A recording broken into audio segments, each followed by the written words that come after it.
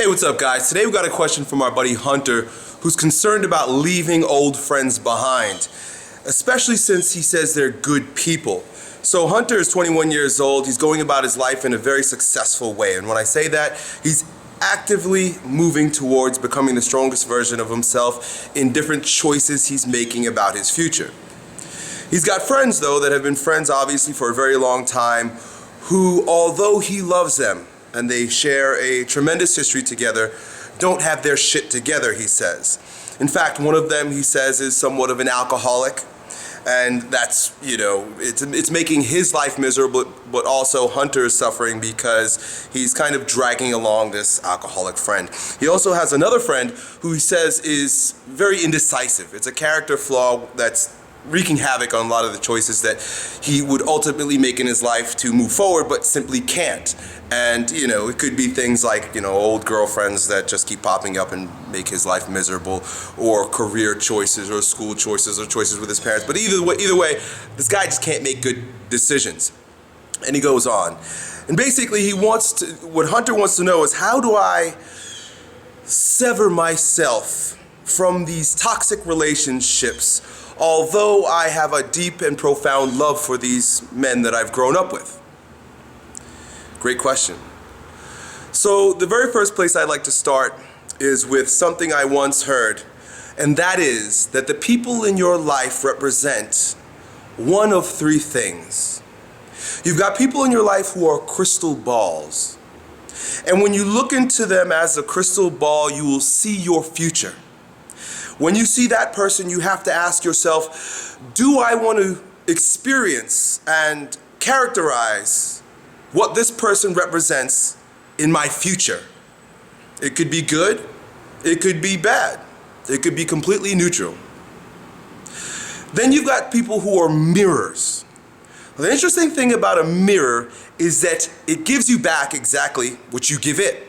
So you can have someone in your life who is mirroring back good things about you and not so resourceful things about you. Meaning, you could find someone in your life who you're instantly attracted to and build deep bonds with because you have the same virtues in certain ways. You have the same goals and ambitions. You have the same character that allows you to join forces and at least enjoy each other's company. But also, be mindful of the fact that there are going to be people who you are instantly repelled by, disgusted by. You look at them and you can't figure it out sometimes, or maybe you can point it out exactly what it is that causes you to be disgusted by them. The thing with these people, and you've got to be very objective about this, is that they too might be mirrors, reflecting back parts of you that need to be considered. If you look in that mirror and you see an ugly spot, it's up to you to rectify that, not the other person. That person is a mirror in your life, even though you don't like what you see. And then you have angels. Angels are interesting in that sometimes they're very overt and obvious about how they're bringing blessings into your life. An angel could be very obvious in that you might have needed a piece of information to help you move your career forward, and they just showed up. Maybe you're having lunch one day and an older executive walks by and he sees you're having a sandwich that he likes, and he says, "Oh, do you mind if I sit down and have a conversation with you or share a table?" You say, "Yeah, sure, no problem." And through that short conversation, he imparts a bit of information on you that allows you to make some choices in your career, that allows you to escalate your success dramatically in a short period of time. And then you may or may not see that guy ever again. That dude is an angel. I've had some of those. In fact, I've had all three of these. I'm going to talk about different stories that might support you in being able to relate how this works in your life. But also with the angel, sometimes you're not ready for the blessing. Sometimes you're just not mature enough to see what that person is trying to give you. Oftentimes, that person doesn't even know that they're an angel in your life. I mean, none of these people know. All I'm offering you is a perspective on how to decide what this person is in your life so that you can choose how you go about the relationship. Sometimes you have to cut off relationships just like that, just boom. Always, whether or not you maintain a relationship or you cut it off, that person is or was one of those three things or a combination. So you've got your friends here who are making poor decisions, poor choices. They're moving in a direction that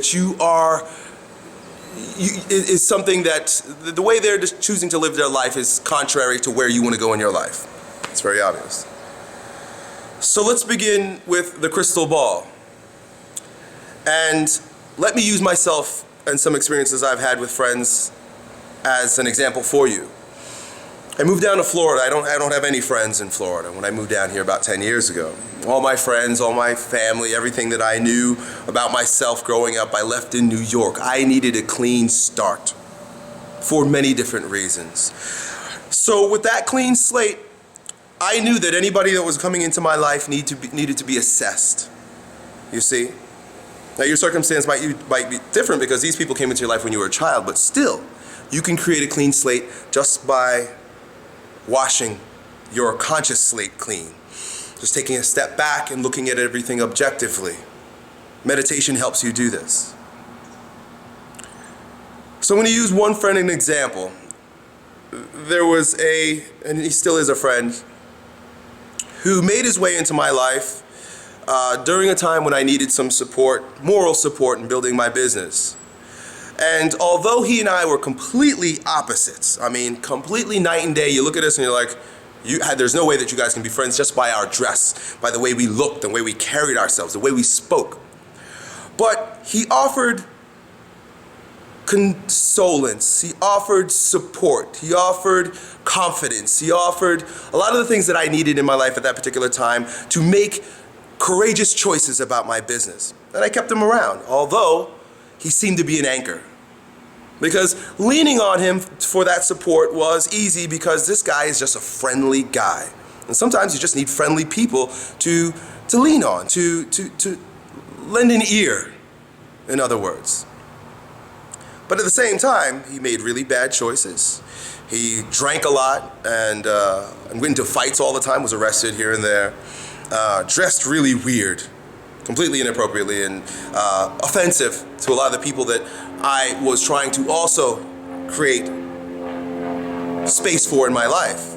And they were like, what is this guy doing here? Young punk. So at some point I realized that I need to cut off this relationship with this guy, but what I didn't understand at that particular point, it was that I just needed to put him in his place. He showed up as a supporter, right? An angel in a way. And then I began to look at him as a crystal ball. I began to see, if I hang out with this guy, I'm going to end up a degenerate also, in some way, shape, or form, because the people that you hang out with support your character. They tell you something about yourself, and they also take from you and you receive from them. You're sharing your life with someone. You can't share your life with someone and not be influenced by them. And I recognized that this guy I was sharing a part of my life with him, and I was scared of the fact that perhaps he was a crystal ball and that my future would be as dysfunctional as his present. I was like, I gotta separate myself, the same way you're feeling about separating yourself from your friends. And I did that for a short period of time, about 6 months. In that span of time, in that space that you create between your circumstances, your friends, and yourself, you are allowed to reflect. Sometimes you just need space. See, right now you're saying that you need to cut off your friends completely. Well, I'm saying create some space because they're there for a reason.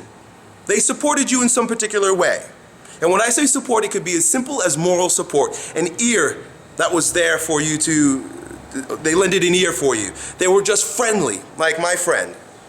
Although it seems as if they're degenerate, they did help you. Otherwise, they wouldn't be in your life at this particular point. So there are angels to you right now, or in the past.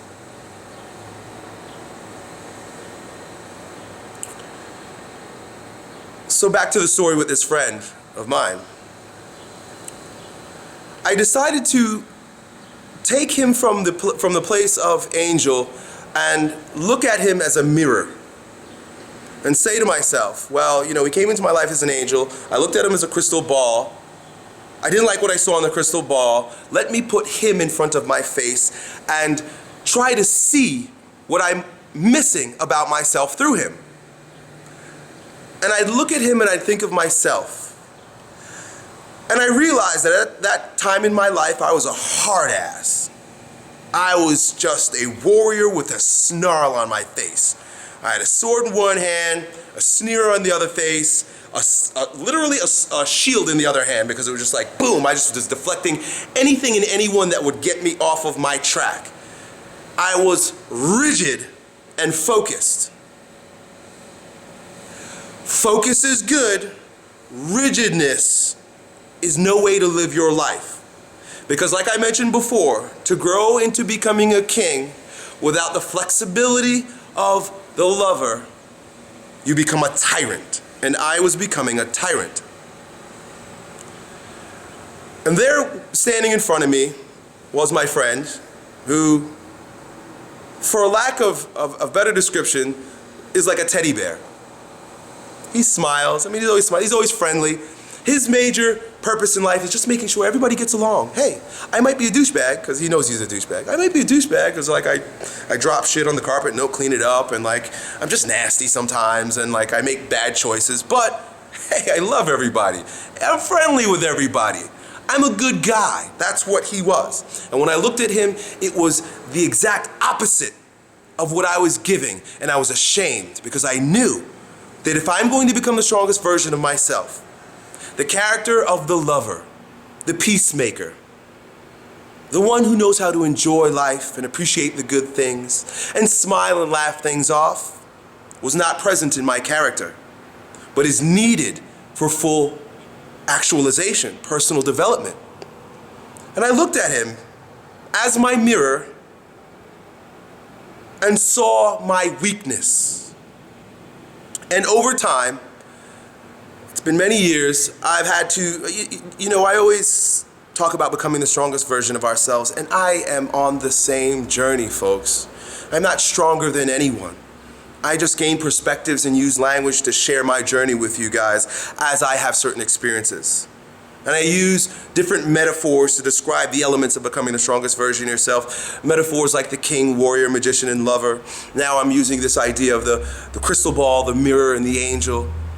You've got to follow my language. You've got to follow how I'm trying to share this with you.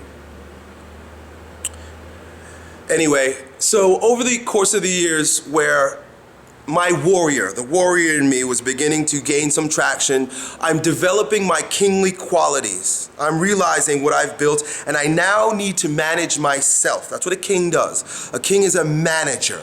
I need to manage myself, and I need to manage the kingdom that I've developed and am developing. Your kingdom is your sphere of influence, your world, your family, your friends, your business, everything that surrounds you. You're not isolated, you're surrounded. You're the focal point of your life, king, but everything that happens and all the people surround you. Every man is a king in his own life. And as I started softening the shield, putting down the shield, realizing my sword is getting dull and it needs to be sharpened, I back away from the circumstances of my life and begin to look at it like a manager, a king that needs to balance himself. I realized that this friend, who was once an angel, then a crystal ball that showed me something I didn't want to have in my future, but then placed in front of me as a mirror to show me how I'm lacking, once again became an angel. And to this day, in my life, in my court, in my kingdom, he acts as a lover. Not lover like I'm homosexual with him, but as the embodiment of pleasure, joy, friendship, love in life. He teaches me how to do this. I look to him for ideas about how to be more friendly, how to be more appealing, how to enjoy certain things that I didn't even know existed. You see, a part of the sinful pleasures that I engage in my life are smoking cigars. He introduced me to this idea, and he loves it, and he shows me all the different types. Clothing. The clothing that I wear, when I was a warrior, I wore camo everything because I'm ready to fuck shit up. You can't go everywhere in camo and expect people to like you. Also, even my body looked like it was armored because of all the muscle and fat that I had covering me. Look at my old videos. This friend introduced me to the idea of physical appearance. I consult with him when I don't know what to do with my hair, when I don't know what kind of clothes to wear based on the occasion. He introduced me to all kinds of different music I'd never heard of.